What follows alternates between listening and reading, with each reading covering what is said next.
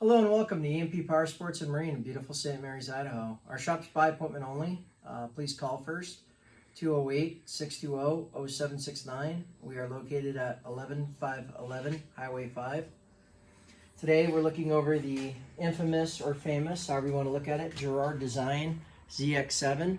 This bike was featured in the, I believe it was the August issue of Sport Rider magazine in 1993. I do have the copy of the magazine that's going to go with this bike. I have a lot of projects, and this is a big one. I've decided not to go further with the restoration on this, but I'm happy to restore this for a client if they're patient. The bike is a 1990 frame and motor purchased by Jim Teton, Gerard design in the early 90s from Fastline.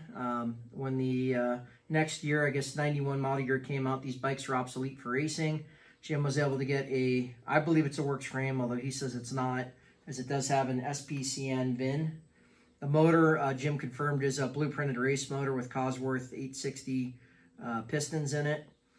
The term trick, I believe, came from this bike. Zoom in on it on this. The Tricky Ricky made these custom billet triples, which many remember. They're still on the bike, along with the 91 front end that Jim put on the bike when he built it. It still has the Foxfur shock that Jim put on the bike. It has a Yoshimura pipe that was put on it when Jim built this bike. So the bike is just how it was when Jim built it, except for the PM wheels, which I think are an upgrade.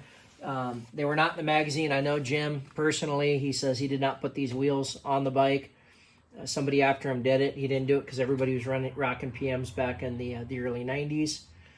And he wanted to do his own thing. I have the tail section for the bike right here. It is in good shape. So this actually survived. It actually has his signature, Gerard design right here, and his decal underneath the clear.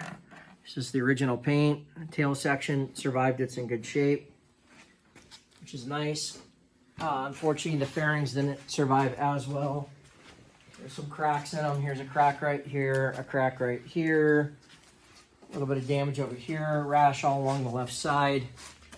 You can tell the bike was obviously laid down. The guy I got it from had it in his backyard under a tarp. I guess he laid it down about 3 summers ago.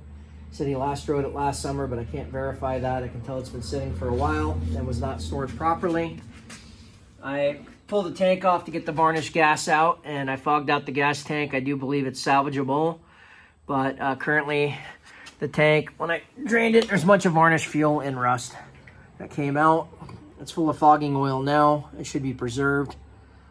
I don't see any rust going through, so I do think somebody could restore this fuel tank and keep the original tank, but you're probably going to lose the paint, which is kind of sad.